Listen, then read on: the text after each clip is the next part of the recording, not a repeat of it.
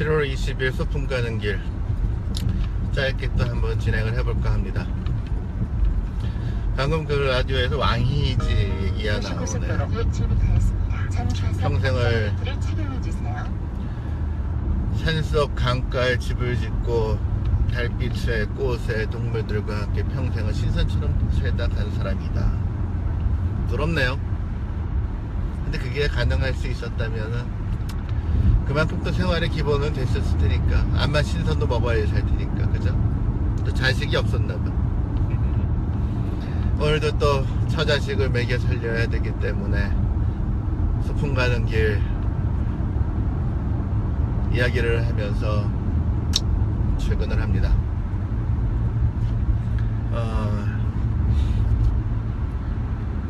최근에 제가 이제 당뇨에 대해서 상당히 좀 관심이 많아졌어요. 물론 이제 제 전공이 내분비이기 때문에 당연히 관심이 많을 수밖에 없는 분야이긴 한데, 곰곰이 생각을 해보니까 인류가, 우리가 인간이 가지고 있는 가장 기본적인 욕심, 이게 이제 식욕, 먹는 것에 대한 욕심, 또 조금이라도 덜 움직이면서 편하고 안락하려고 하는 욕심, 이거는 기본이 아닐까 싶습니다. 물론 이제 건강이라고 하는 그 이유로 먹기 싫어도 야 이건 몸에 좋아 하면 먹게 되고, 움직이기 싫어도 운동을 해야 된다니까 하고, 물론 운동 매니아들도 계시지만요,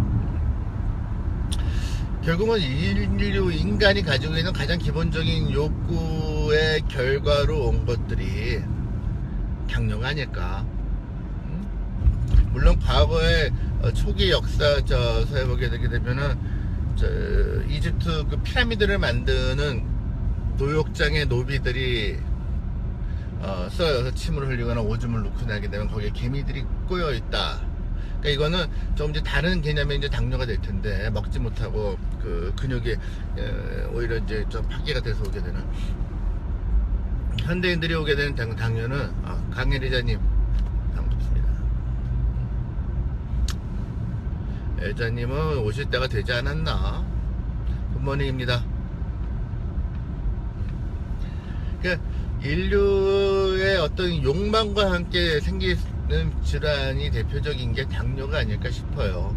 물론 이제 암이라든지 뭐 여러 가지 다른 바이러스 질환이나 이런 것들도 오랜 기간 우리 인류와 같이 했지만은, 내 삶의 질을 내가 편하게 하면서 거기에 대한 부수적으로 오게 되는 그런 질병하고는 조금 다른 것이거든요. 그래서 당뇨라고 하는 개념을 조금만 더 이해를 하고 다스릴 수 있으면은 하기 싫은 운동 조금 덜 할 수 있고, 맛있는 거, 내가 고기를 좋아하고 빵을 좋아하고, 이런, 간혹 가다가 이제 제가 대학에 있을 때는 당뇨 교실을 하게 되면 그분들이 이제 그런 말씀을, 그때는 또 제가 젊었을 때라 더 먹는 것에 대해서 타이트하게 얘기를 하곤 했었거든요. 그럼 내가 먹고 싶은 거 먹고 오히려 덜 살래 하시는 분들이 계실 정도였었으니까요. 당뇨 식단이라고 하는 개념, 요즘 이제 당뇨 식단이라는 개념을 말을 안 쓰죠. 건강식이라고 하는 단어를 씁니다. 당뇨인이 아니어도 당뇨식을 해서 나쁠 게 없거든요. 비만이 아니어도 비만 식단을 해서 건강을 손상받지는 않습니다. 그렇듯이 건강에는 물론 좋아요. 하지만 정신적인, 정서적인 건강이라는 게 또 있잖아요. 술 좋아하고 내가 사람들하고 만나서 허허낄낄하고 한잔하는 것을 즐기는데 이걸 할 수 없다. 이것도 또 조금 삶의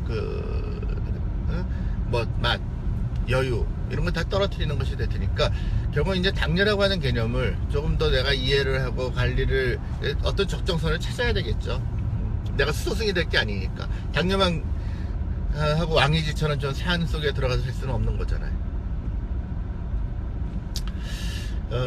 이 당뇨가 있는 분들한테 이제 주 치료는 사실 뭐 운동이나 식이요법을 논의하기도 하지만은, 결국은 당뇨약, 경골 혈당 강화제를 쓰게 되거나 그게 되지 않았을 때는 이제 인슐린이라고 하는, 인슐린을 주사로 이제 접종을 하게 되죠. 경구 혈당 강화제, 우리가 이제 음식을 먹게 되게 되면은 주로 그 음식 중에는 탄수화물이죠. 탄수화물이 분해가 되면서 포도당으로 흡수가 되어지게 됩니다. 포도당은 뭐 잘들 아시다시피 이제 에너지원의 대표적인 게 이제 포도당이 되는 것인데, 포도당이 흡수되어지게 되게 되면은 특히 이제 우리가 이제 인슐린이 나오게 되는 췌장이라고 하는 거 이미 많이들 알고 계시잖아요. 췌장의 그 베타 세포라고 하는 것도 많이 알고 계시고요. 이 췌장에 흡수가 되면서 거기서 이제 그 미토콘드리아에서 활성화가 되면서 에너지 ATP를 만들게 돼요. 그럼 이 ATP가 우리 몸은 사실 참 단순한 전기 자극입니다. 음이온이니 양이온이니. 옥하님 반갑습니다. 음이온이니 양이온이니. 그래서 어느 쪽이 양이니 음이 건데, 세포 안쪽은 주로 이제 이온이 주가 돼 있어요. 근데 ATP가 올라가게 되면은 포타슘이라고 하는 것이 이제 쌓이게 돼요. 쌓이게 되면 이게 포타슘이 양이온이거든요. 그러니까 이 안쪽이 양이온이 됨으로 해서 밖으로부터 칼슘을 끌어들이게 되고, 이러한 과정을 통해서 나오게 되는 것이 바로 베타세포가 자극을 받아 인슐린이라고 하는 것이 분비가 되는 겁니다. 이 과정을 간단하게 제가 말로 설명드리는 이유는, 그래도 내가 먹는 약이 왜 어떻게 무엇 때문에 먹는지를 알고 계셔야 될 것 같아서 간단하게 설명을 드린 것인데요. 우리가 이제 경구 혈당 강화제로서 쫙 쓰고 있는 것들 몇 가지가 있는데, 대표적으로 과거에 많이 썼던 것이 설포니우레아라고 하는 개념을, 저 약들, 우리 눈사람 모양이 있는 약들을 많이 드실 거예요. 그게 설포니우레아인데, 이 설포니우레아제들은 ATP가 포타슘을 잡아놓는 과정, 그러니까 포타슘을 더 많이 잡아놓게끔 만드는 거예요. 그러니까 양이온이 더 많이 되어지게 되니까 인슐린 분비가 더 많아지게 되는 거죠. 그러니까 설포니우레아에서 이 눈사람 모양의 약들은 먹을 때 조심을 해야지만 돼요. 인슐린 분비를 늘리다 보니까 저혈당에 대한 염려가 높아지게 됩니다. 그래서 식습관이 불규칙한 분들이거나 아니면 혈당 조절이 좀 잘 안 되는 분들은 이 설포니우레아를 썼을 경우, 특히 이제 어르신들, 노인분들이 이제 이런 경우가 많게 되는데, 응급실로 저혈당으로 업혀 들어오시는 분들이 많아요. 그래서 과거에는 당뇨인들한테 당뇨 수초, 당뇨 팻말을 만들어서 드리고 했었어요. 그럼 나는 당뇨 환자입니다. 내가 만약에 의식이 있으면 콜라 한 잔 주세요, 사탕 하나 주세요, 설탕물 하나 주세요, 그리고 어디로 연락해 주세요. 이런 당뇨 수첩, 당뇨 팻말을 갖고 다니는. 왜냐면 그 당시에는 제가 트레이닝 받을 때만 하더라도 주약은 설포니우레아가 가장 많이 썼었어요. 근데 최근 들어서 이 설포니우레아는 세컨드 초이스가 되고 있습니다. 혈당 조절이 잘 안 되거나 어떤 처음부터 쓰여지지는 않아요. 그 다음으로 지금 80년대부터 아마 80년 후반 전후 됐을 거예요. 더 많이 쓰이는 것이 메포민이라고 하는 약이 이제 쓰이겠는데, 지금 아마 당뇨라고 진단을 받은 분들은 거의 다 이 약을 드실 거예요. 메포민이라고 해서 이거는 인슐린의 자체를 분비를 자극하지는 않습니다. 우리 당을 만드는 거는 여러 군데서 만들게 되겠지만 간에서 또 만들게 되고, 그래서 간에서 만들어지는 당의 생성을 떨어뜨려요. 그리고 메포민의 또 하나 좋은 그것 중에 하나가 이 인슐린에 대한 민감성. 또 같은 양의 인슐린이 나오더라도 인슐린이 더 많이 작용하고 더 활동성을 높여버리기 때문에 심장이 부담이 줄어들어요. 인슐린이 높아지게 되면 심장의 부담이 높아지게 되거든요. 그래서 말초혈관에서 이 작은 포도당이어도 이용도를 높여서 빨리 없애버립니다. 그러니까 혈당이 낮아지게 되는 것이죠. 상당히 우수한 약이에요, 메포민이. 그래서 지금 아마 작년인가 보도 나왔었죠. 메포민이 치매 예방에도 도움이 된다. 메포민의 가장 큰 장점은 우선 혈당을 조절할 수 있고, 당뇨가 있는 분들은 고지혈증이 오거나 아니면 염려를 갖게 돼요. 그래서 이런 고지혈증에서 나쁜 콜레스테롤이 LDL을 낮추게 되고, 좋은 콜레스테롤 HDL을 높이고, 그리고 혈관을 튼튼하게 해주는 여러 가지 장점들이 있기 때문에 요즘은 메포민 제제가 거의 기본으로 쓰이고 있습니다. 또 하나 이제 재미난 논문들이 있었는데요. 당뇨 전 단계, 내당증이라고 하죠. 정상 혈당도 아니고 당뇨 혈당도 아닌 100에서 120 정도 혈당들. 근데 이분들도 최근에 대해서 상당히 이제 논란거리가 되고 있는 이유가, 당뇨에 의한 합병증 발병률, 당뇨에 의한 신경병증이나 당뇨에 의한 망막병증이나 여러 가지 당뇨에 의한 2차적인 합병증에 대한 발병률이 그러니까 아직 당뇨 전 단계에 있는 분들도 높다는 얘기죠. 그래서 이 메포민 제제를 당뇨로 진단되지 않은 내당증은 결국은 당뇨로 넘어가거든요. 이분들에게 그냥 미리 처방을 한 거예요. 아직은 당뇨, 아마 우리나라에서는 불가능한 우리나라에서는 보험 당국에서 야, 너 왜 썼어? 하고 다 삭감시켜 버리기 때문에 불가능한 그건데, 이제 외국에서는 이제 그것을 환자들한테 시도를 했더라고요. 결과는 아주 놀라웠어요. 그러니까 두 그룹, 세 그룹으로 나눴어요. 하나는 당뇨인데도 그냥 내당증인데 그냥 있는 사람, 또 한 사람은 먹는 거, 운동들을 관리했던 사람, 또 한 사람은 메포민을 써서 관리했던, 이 세 그룹으로 나눴는데, 물론 운동하고 자기 관리하고 했었던 이 그룹이 가장 효과는 좋았습니다. 더 떨어지고 관리를 하면서 당뇨의 이관율이 한 50%로 줄었고, 근데 메포민을 복용한 그룹에서도 한 40% 정도 주는 걸로 보고가 되고 있거든요. 그러니까 내당증 환자에서도 차관이 굿모닝, 메포민이 이게 사실 메포민이 뭐 서프로니온이 이런 단어를 쓰게 되게 되면은 일반인 분들은 조금 낯선 그 단어가 될 거예요. 하지만 중요한 의미를 가진 것을 갖다 말씀을 드리는 이유는, 당뇨 분들은 가끔 가다가 이제 제가 이제 진료실에서 환자들을 보게 된다면은 볼 때 이런 게 있어요. 대학병원이나 다른 데서 이렇게 오게 되게 되면은 자기 본인들이 어떤 약을 드셨는지 모르고 혈압약 주세요, 당뇨약 주세요. 그러면 할 수 없이 그쪽 해당 병원에다가 전화를 걸거나 아니면은 약을 탄 약국에다 전화를 해서 어떤 약인지를 체크를 하고, 그러니까 자기가 먹고 있는 약은 당뇨인 분들은 알고 계셔야 될 경우가 많습니다. 약제명이 아니라 하더라도 어떠한 계열의 약이라는 것을 애자님 오는데 꼭 알려드려야 되겠다 얘기는 한 것 같긴 한데, 그래서 메포민에 대한 것들은 요즘 또 새롭게 갖고받는 게 아까 말씀드렸던 그 치매 관계가 된다 해서, 오늘 아침 조선일보에는 저게 나왔더라고요. DD4라고 해서 당뇨약이 지금 아마 가장 최근에 나왔고 많이 쓰이는 약 중에 하나인데, 그게 오히려 당뇨병성 망막증을 악화시킨다라고 하는 보고가, 근데 그건 논문의 하나이기 때문에 어느 하나로 쓴논의하기는 어렵고요. 모든 약은 사실 양날의 칼이에요. 어느 쪽을 갖다 어떻게 쓰느냐가 결국은 닥터의 몫이 되는 것이죠. 그냥 이때는 이 약을 써 하게 된다면은 컴퓨터에다가 자판기에서 두두둑 하고 받으면 되겠죠. 하여튼 당뇨에 대해서는 조금 더 많이 이해를 하였으면 하는 게 삶의 질하고 관계가 되기 때문입니다. 서두에도 말씀을 드렸듯이 인간이 가지고 있는 가장 기본적인 욕구가 뭐겠어요? 먹는 거 내가 좀 더 맛있고 즐겁고 재미나고 또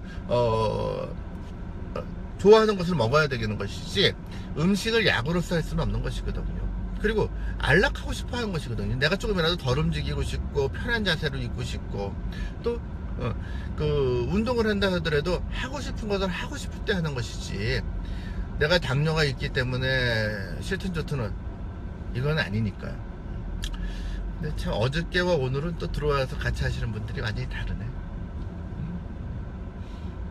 어저께 들어왔던 분들이 오늘은 안 들어오셨네. 어떻게? 하여튼 그렇습니다. 그래서 오늘은 당뇨에 대해서 간단하게 좀 얘기 좀 해봤고요.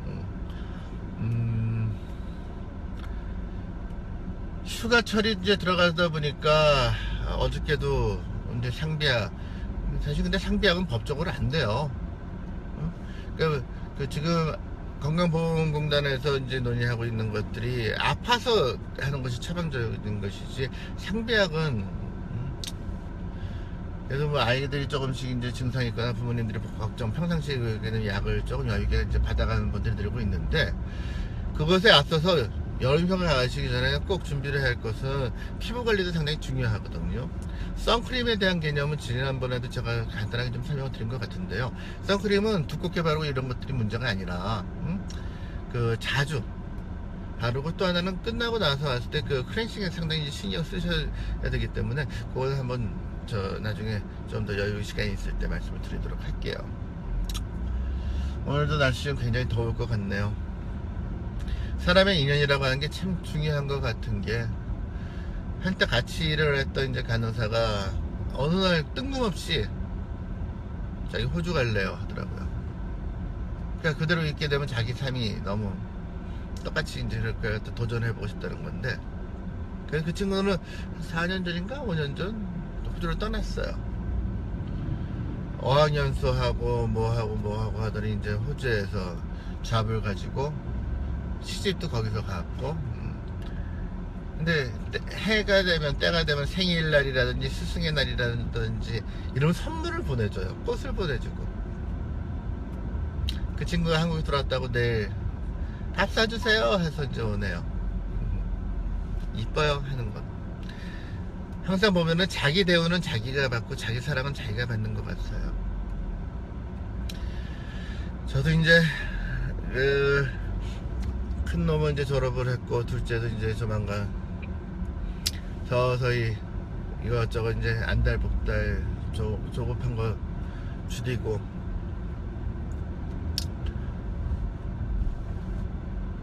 마음 편하게 왕이지처럼 살지는 못한다 손 치더라도 옥상에다가 나무들을 이렇게 막 심다 보니까 저 이제 보여지는 게 그거예요. 뿌리가 깊고 대가 굵은 나무와 1년 초에 라이프 사이클이 이제 하나하나 보이게 되니까. 근데 옥상에다가 뿌리가 있는 나무를 심고 나니까 미안한 마음도 들더라고요. 능소화를 심었는데 능소화들이 지금 한참 꽃이. 감사합니다, 오빠님. 이제 졸업을 하면 앞으로 이제 자기 공부했었던 것을 어떻게 또 하면서 사회화가 되느냐에 대한 숙제를 본인이 풀어야죠. 능소화를 보게 되면 미안한 생각이 드는 게, 저기 땅에다가 진짜 뿌리를 내리고 해야 되는데 인위적으로 사람이 주는 물을 받아먹고 사람이 주는 비료를 받아먹고 참 미안하구나. 그래도 참 저게 가지를 뻗으면서 커가고 있는 걸 보니까 신기하기도 하고. 사람이나 식물이나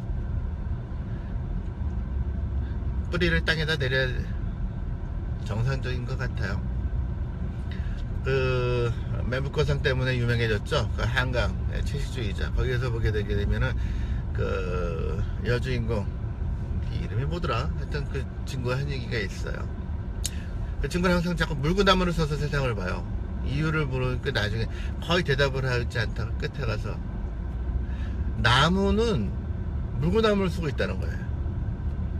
나무의 머리는 저 위에 있는 저 이파리 이런 것들이 아니라 뿌리가 나무다 이거예요. 따져보니까 맞아요. 뿌리가 중심이죠. 팔을 위로 뻗고 있는 거죠. 다리를 위로 뻗치고 있고. 나무는 물구나무 서고 있다. 작가들 재밌죠. 자, 오늘 하루도 또 활기차게 살아야죠. 주변이 이제 갈수록 녹음이 그냥 짙어지나요. 이제 여름이 깊어지게 되면 색깔이 아주 그냥 짙어져요. 오늘도 짙은 하루 되시기를 바랍니다. 건강하시고.